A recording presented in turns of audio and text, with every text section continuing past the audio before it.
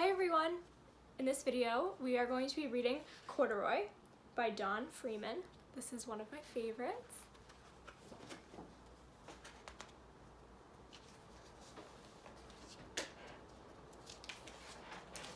Corduroy, Story and Pictures by Don Freeman.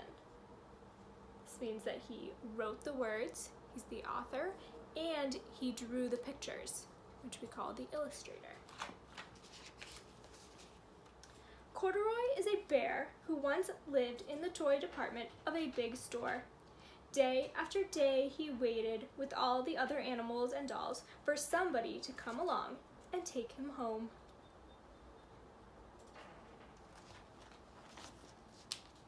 The store was always filled with shoppers buying all sorts of things, but no one ever seemed to want a small bear in green overalls.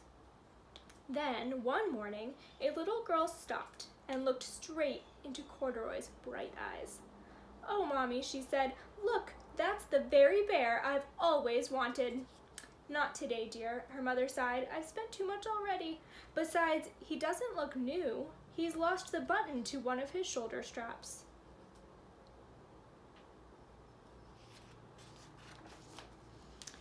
Corduroy watched them sadly as they walked away.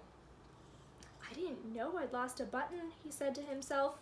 "Tonight I'll go and see if I can find it."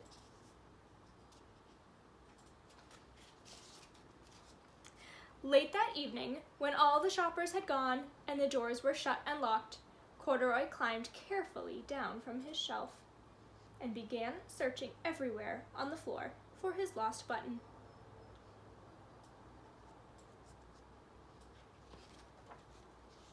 Suddenly, he felt the floor moving under him. Quite by accident, he had stepped onto an escalator, and up he went. Could this be a mountain, he wondered? I think I've always wanted to climb a mountain.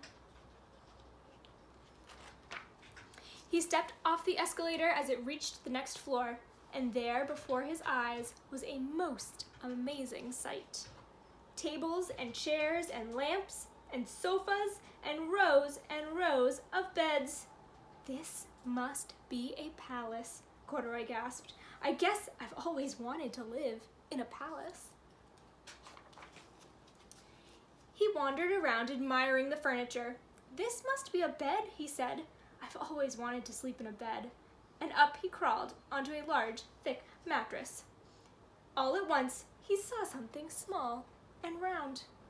"Why, here's my button," he cried, and he tried to pick it up, but like all the other buttons on the mattress, it was tied down tight.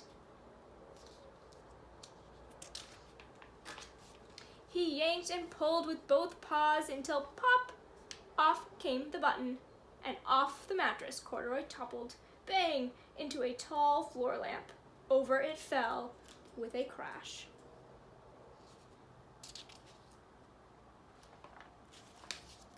Corduroy didn't know it, but there was someone else awake in the store. The night watchman was going his rounds on the floor above when he heard the crash. He came dashing down the escalator. "Now, who in the world did that?" he exclaimed. "Somebody must be hiding around here." He flashed his light under and over sofas and beds until he came to the biggest bed of all. And there he saw two fuzzy brown ears sticking up from under the cover. "Hello," he said. "How did you get upstairs?"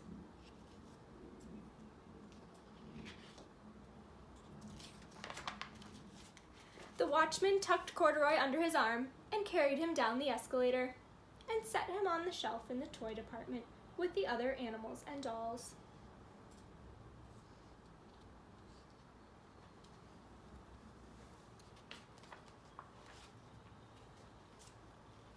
Corduroy was just waking up when the first customers came into the store in the morning. And there, looking at him with a wide, warm smile, was the same little girl he'd seen only the day before. "I'm Lisa," she said, "and you're going to be my very own bear. Last night I counted what I've saved in my piggy bank, and my mother said I could bring you home."